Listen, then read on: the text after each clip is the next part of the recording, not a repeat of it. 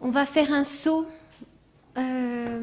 On va faire un zoom, zoom arrière, zoom avant, je ne sais pas. En tout cas, on va changer de dimension. On va sortir de l'INHA et on va passer au niveau international parce qu'effectivement, je vais vous parler de quelque chose qui, pour moi, est très important, mais on est des milliers de bibliothécaires à partager cet intérêt pour l'international et j'aimerais, en quelques minutes, essayer de vous transmettre ce goût et de vous donner l'envie de vous lancer également dans l'action internationale. Parce que l'action des bibliothèques d'art s'inscrit, comme celle de toutes les autres bibliothèques, dans ce cadre international qui est très important, et notamment à l'IFLA, c'est essentiellement de ça que je vais vous parler, mais il y a d'autres instances, d'autres associations d'autres instances de représentativité des bibliothèques, comme Liber en Europe, mais j'en parlerai pas aujourd'hui. À mon sens, cela donne vraiment un autre sens à notre action en tant que bibliothèque d'art, dans un périmètre qui nous fait partager celui d'autres institutions et qui nous fait découvrir qu'on a des préoccupations communes, des besoins communs, qu'on a besoin de créer du lien avec les autres bibliothèques, parce qu'on a des questions en commun à débattre et une action de lobbying. Alors je vais vous faire frissonner d'horreur parce que je vais parler de lobbying. Alors, un mot difficilement traductible en français, mais qu'on traduit par plaidoyer, donc advocacy, plaidoyer. Bon.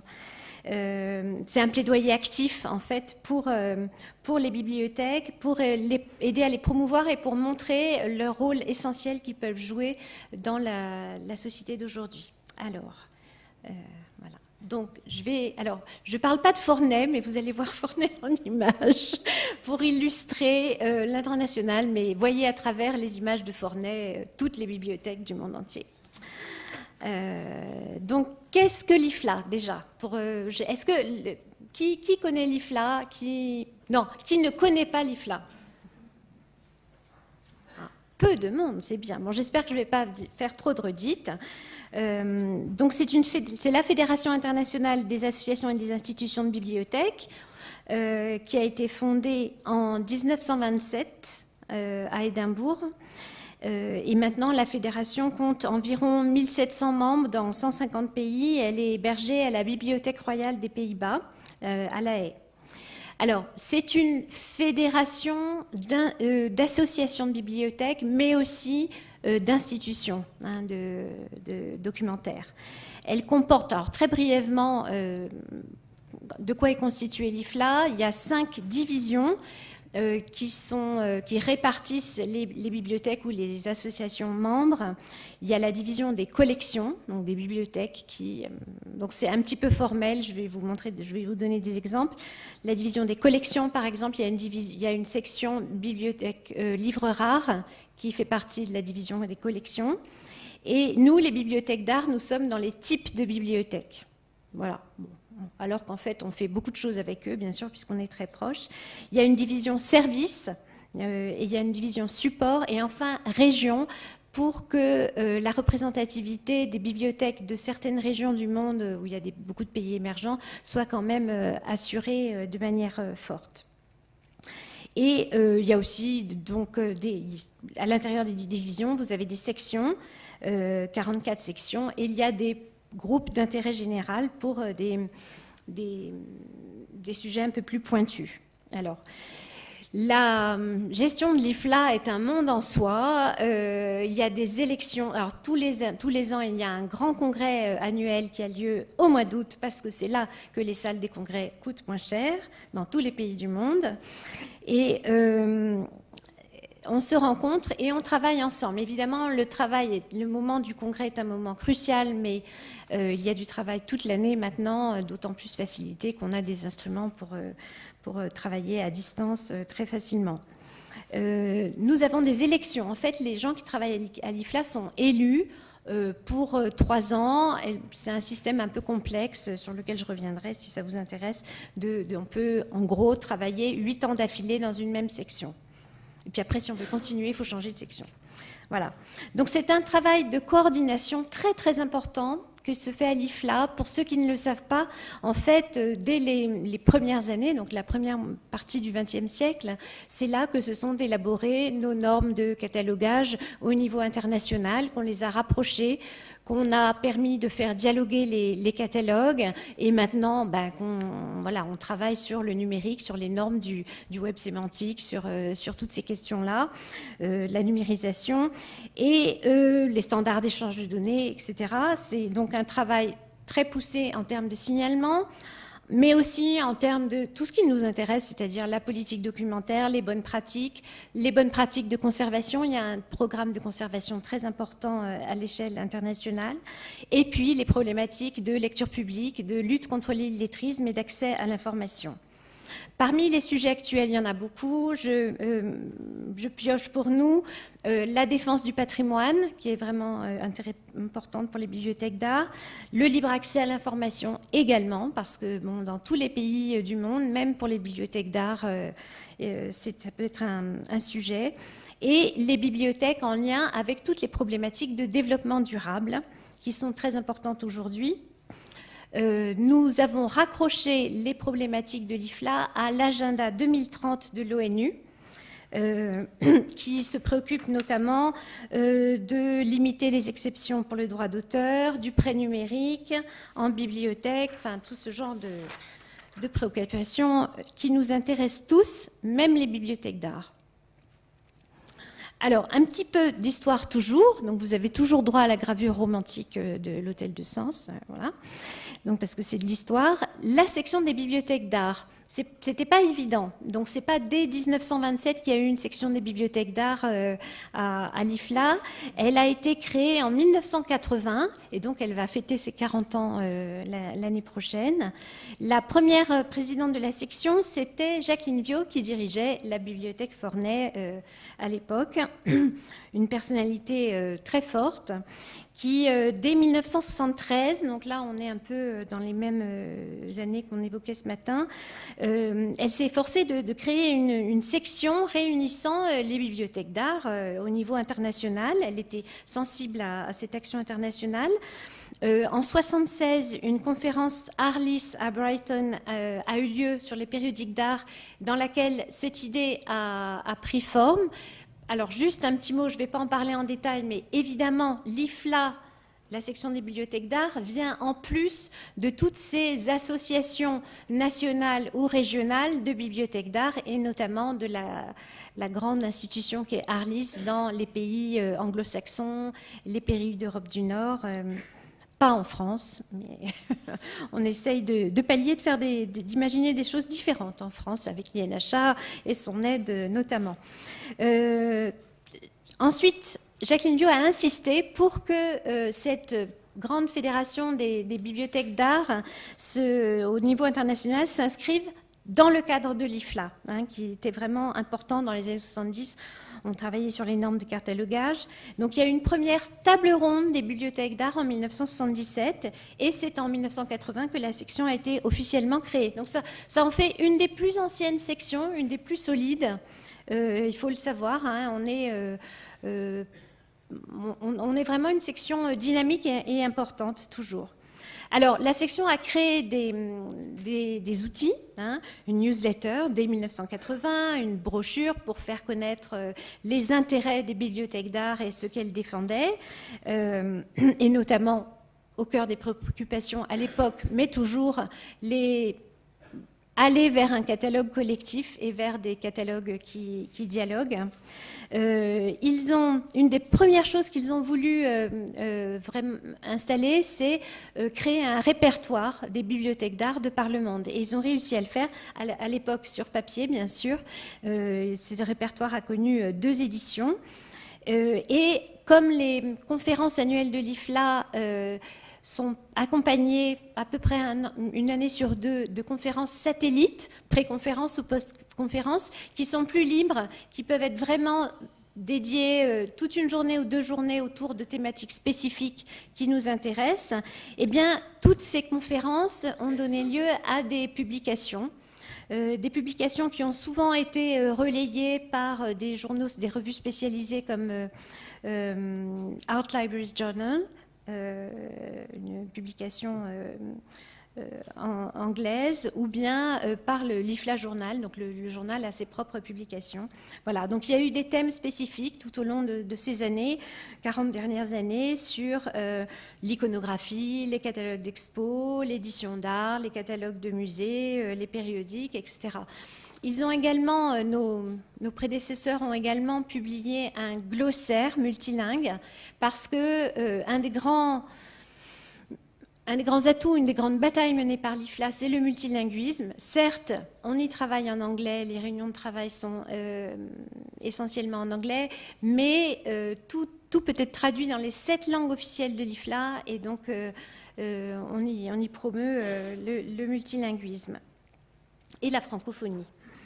Et puis, il y a une liste de discussions, IFLA Art List, qui a été créée il y a assez longtemps maintenant. Je n'ai pas la date exacte, peut-être certains d'entre vous la connaissent. Enfin, ça fait près d'une vingtaine d'années qu'on peut échanger sur cette liste de discussions. Donc, le but de la section, c'était partager les informations bibliographiques. Cette section a connu de grandes personnalités qui l'ont fait vivre. Je ne vais pas vous faire la liste des officiers de la section, parce qu'on parle d'officiers à l'IFLA, c'est une armée de bibliothécaires. Hein. Mais on a eu notamment beaucoup de personnalités françaises, à côté de Jacqueline Viau, que j'ai citée.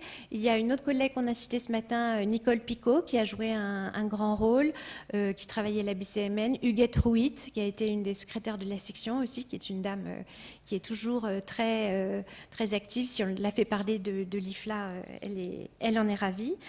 Et voilà, donc il y a eu des articles déjà sur l'histoire de la section. Il y a eu notamment un article de Margaret Shaw, une collègue australienne, qui est en 2007, qui est paru dans Art Libraries Journal en 2007 sur l'histoire de la section. Voilà.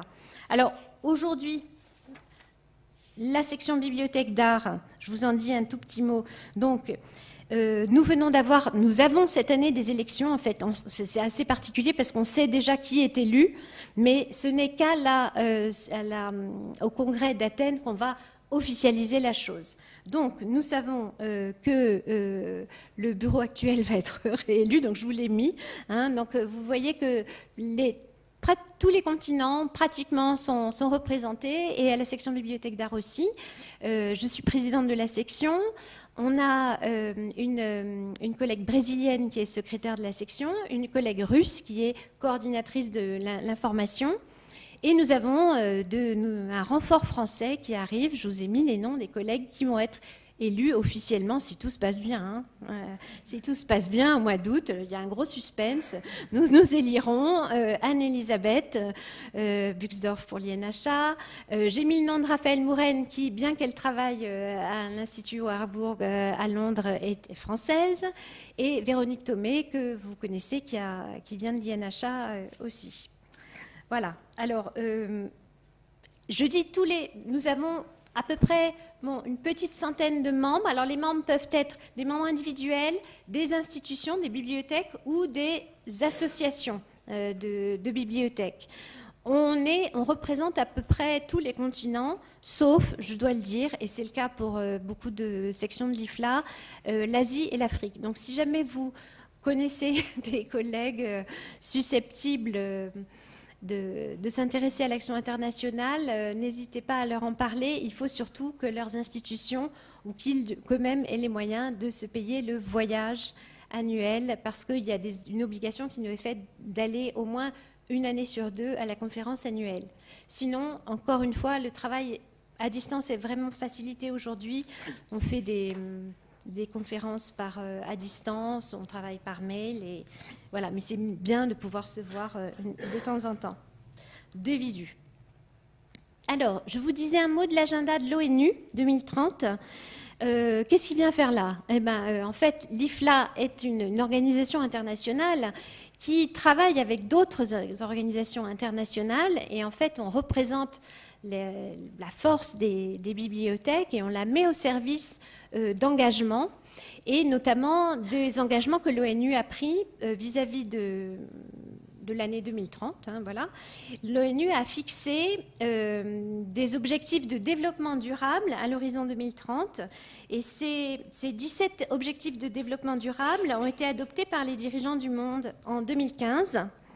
Lors d'un sommet historique des Nations Unies et au cours des 15 prochaines années, enfin maintenant 15, voilà, on est en 2000, oui, ça va aller plus vite que ça, au cours des 12 prochaines années, 10, 11, les pays donc, ont promis de se mobiliser, de mobiliser leurs énergies pour mettre fin à toutes les formes de pauvreté, à combattre les inégalités et à s'attaquer au changement climatique, en veillant à ne laisser personne de côté. Donc vous imaginez que ça ne signifie pas la même chose en France que dans certains pays d'Asie ou d'Afrique, mais que du coup c'est un mouvement général qui entraîne tout le monde.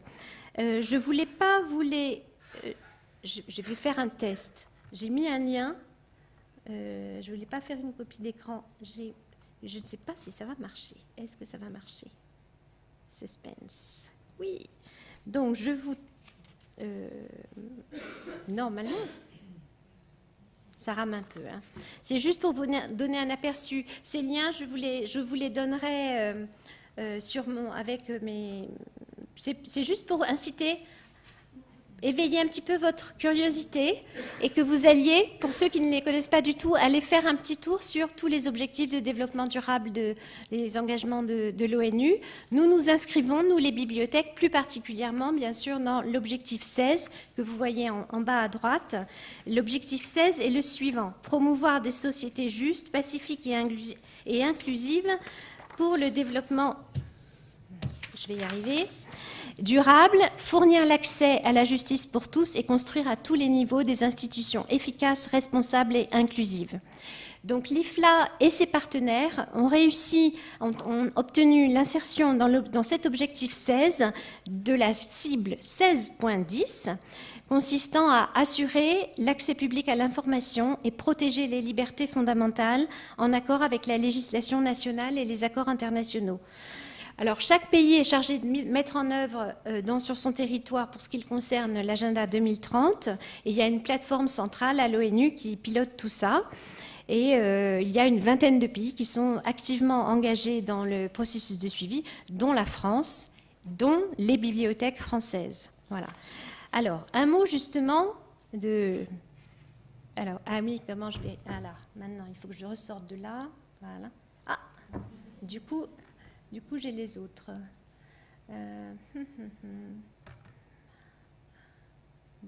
Je vais les enlever. Comment je reviens à mon truc, moi? Hein? Non. Échappe, non. Voilà. Alors, les actualités de l'IFLA. Par ailleurs, à côté de l'agenda de l'ONU, je vais vous parler des structures françaises, mais pour vous poser un peu l'IFLA et ce qu'elle essaye de faire, en fait, en gros, ce que l'IFLA essaye de faire, en se restructurant et en reformatant un petit peu sa façon de travailler, elle essaye de peser, de devenir une force de lobbying auprès des gouvernements pour justement faire évoluer les choses. Et surtout, comment faire évoluer les choses pour nous, bibliothèques, c'est montrer que nous sommes des influenceurs, comme on dit maintenant, donc que nous sommes des forces de proposition, que les bibliothèques sont précisément ce qui nous manque le plus aujourd'hui dans le monde, c'est-à-dire des lieux de proximité gratuits qui facilitent l'accès à l'information. Et cela à tout niveau, quel que soit le type de bibliothèque, et c'est le cas pour les bibliothèques d'art, puisque nous offrons bien sûr des outils pour les chercheurs, mais nous sommes aussi un refuge pour la culture, et c'est bien nécessaire aujourd'hui. Donc l'IFLA se transforme, elle a lancé un programme qui s'appelle Global Vision, dont je vous fais grâce, mais qui permet d'établir une stratégie de plaidoyer. Donc si vous êtes intéressé, vous irez voir, vous y trouverez des outils, des choses à dire à vos tutelles, si vous avez à vous battre très concrètement pour un budget d'acquisition, pour une politique de conservation. Voilà, vous trouverez là-dedans des chiffres, des clés. Voilà, c'est tout bête, hein. J'ai l'air comme ça d'être dans la théorie, mais non, c'est très très concret. Et ils ont... Alors, si, comme ça a marché tout à l'heure, non, ça ne marche plus. Si ? Voilà. Alors, je vous montre le résumé en français, puisque nous avons une grosse activité de... voilà, alors c'est des idées très simples. On a une grosse activité de traduction à l'IFLA, il faut le savoir. Il faut aimer traduire pour venir travailler à l'IFLA. Voilà. Les points d'appui, les points de force et les leviers d'action pour les bibliothèques ont été traduits dans des assertions, des affirmations dont vous pouvez, et qui se traduisent ensuite en objectifs pour des actions sur lesquelles on est en train de travailler. Je vous les fais défiler un petit peu, vous voyez un peu à quoi ça ressemble. Voilà. Et quand on arrive à l'IFLA, quand on travaille à l'IFLA, on s'engage à travailler sur tout cela. On nous y fait travailler. On nous fait travailler dans des ateliers, il faut qu'on imagine des actions à faire, etc.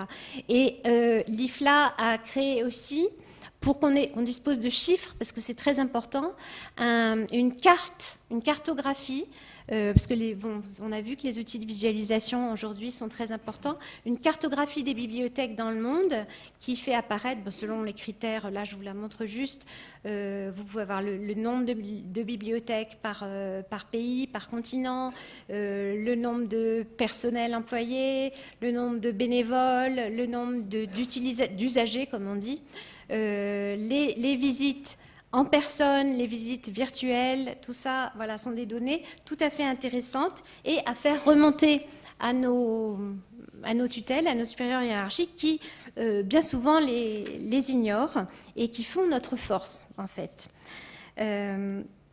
Donc, les bibliothèques doivent montrer leur force auprès des gouvernements pour peser sur la politique de développement durable, équitable, la lutte contre la pauvreté et l'accès à l'information, la diminution des injustices et de l'éducation.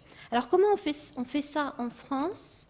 On s'appuie sur une autre association très importante dont je voulais vous parler. Si vous ne la connaissez pas, il faut absolument que vous alliez voir leur site. C'est le Comité français international bibliothèque et documentation, qui lui a été créé plus récemment en France. Donc à la fin des années, vers 1989, il y avait l'ancêtre du CFI. Puis dans les années 90, il s'est constitué un peu plus précisément. Et les missions fondamentales du CFIBD, donc ce Comité français international bibliothèque et documentation, sont de contribuer et coordonner à soutenir les actions internationales des bibliothèques et des autres structures de documentation françaises, de soutenir la participation, je vous souligne ça en vous le disant, soutenir la participation de professionnels français à des conférences, congrès, colloques internationaux ou nationaux étrangers, notamment à ceux de l'IFLA, contribuer au développement de la coopération européenne et internationale dans le domaine des bibliothèques et de la documentation, et soutenir la francophonie et plus largement la diversité linguistique et culturelle dans les organisations internationales. C'est très important, ça c'est vraiment vital. Donc concrètement, le CFIBD, vous pouvez leur demander des bourses pour vous rendre à des congrès à l'étranger. Et ils ont une énorme activité de traduction et justement de traduction en français sur leur site de tout ce qui se passe au niveau international. Et ils soutiennent la présence des Français et des francophones. Ils délivrent beaucoup de bourses à des francophones africains notamment, qui sinon ne pourraient pas participer à l'action internationale. Et ils organisent des formations, des journées d'études pour qu'il y ait une présence de la francophonie. C'est pas seulement une question de langue, c'est aussi une question de formuler ses pensées et de voir le monde et de voir le monde des bibliothèques. Donc il est vraiment important qu'on y participe. Alors, je reviens à la section Art Libraries. Donc là, vous avez formé côté jardin. La section, donc chaque section doit coller ses axes de travail, ses modes d'action, sa stratégie, son plan d'action sur la grande stratégie de l'IFLA. Je ne la détaille pas, je reste sur des choses qui nous concernent. Alors, il y a un axe de l'IFLA à l'heure actuelle qui est sur la défense du patrimoine culturel. Évidemment, nous nous inscrivons dans ce grand axe, c'est notre première action. Et dans ce cadre-là, l'IFLA a créé un registre des risques, un inventaire ça s'appelle le Risk Register, mais dans lequel il s'agit d'inscrire, si vous vous occupez d'une institution qui a un risque potentiel, qui est menacé par un risque potentiel. Alors, ça s'adressera plutôt à nos collègues dont les pays sont en guerre, etc. Mais c'est aussi les risques climatiques, les risques d'inondation, les risques... donc, ce registre mondial est en train de s'alimenter. On y inscrit... Alors, les choses sont transparentes, mais pas complètement. On peut très bien inscrire son institution pour un risque donné, sans que cela apparaisse vraiment comme ça, librement pour tout le monde, parce que ça pourrait être compliqué aussi d'inscrire un trésor trop visiblement et susciter des tentations. Nous soutenons également artlibraries.net, dont a parlé Anne et Elisabeth.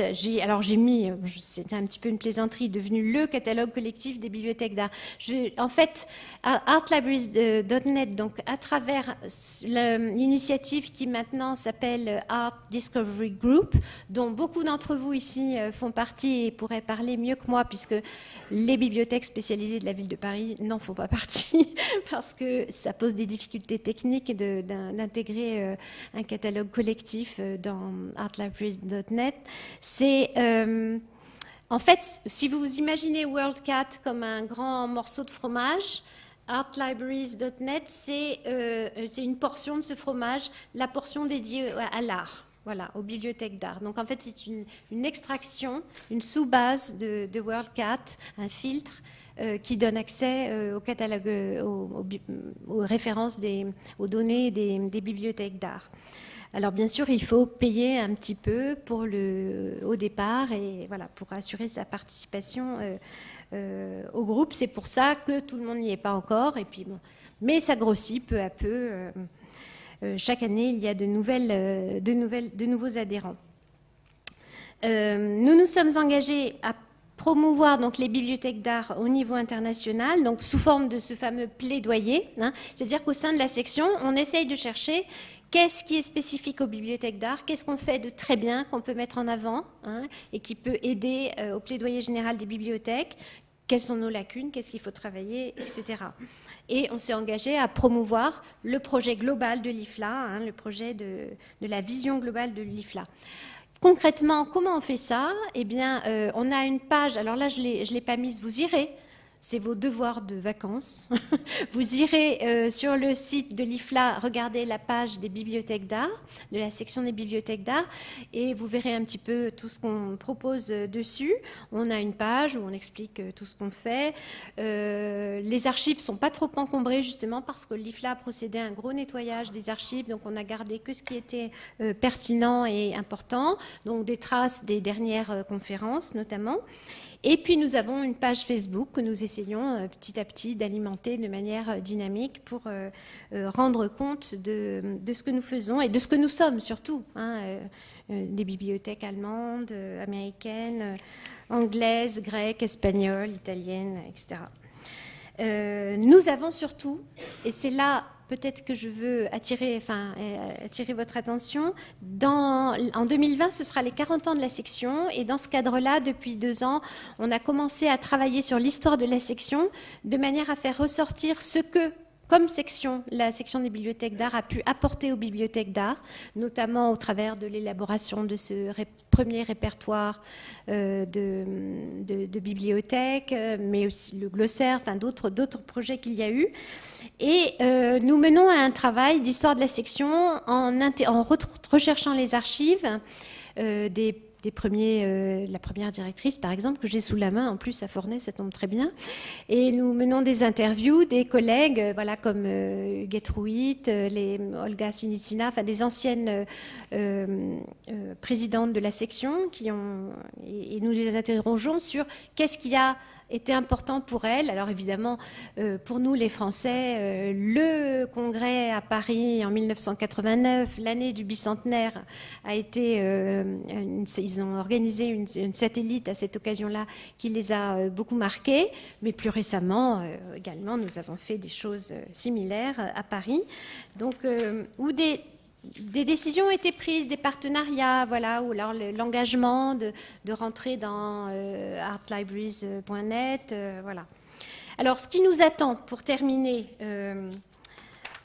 cette année, c'est nous avons le congrès annuel à Athènes.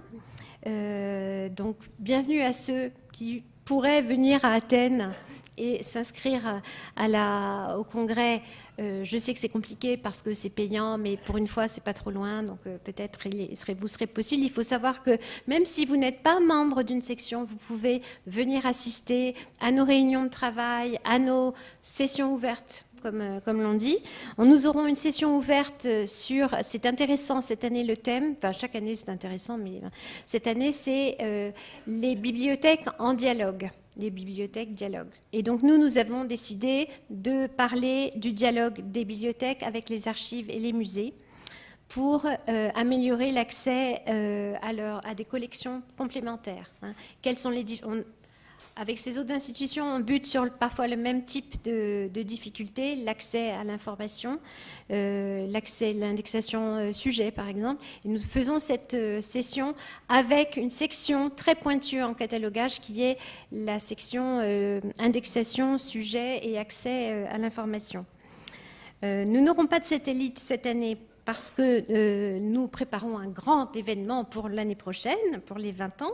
Donc si vous avez des idées, des suggestions, vous êtes les bienvenus. Même si vous n'êtes pas à l'IFLA, nous acceptons toutes les aides, elles sont les bienvenues.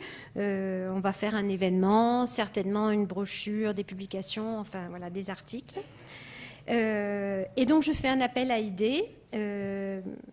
Un élargissement au-delà de la section est possible. Nous avons des membres correspondants, mais il peut y avoir des membres non correspondants qui apportent leur pierre de manière plus informelle.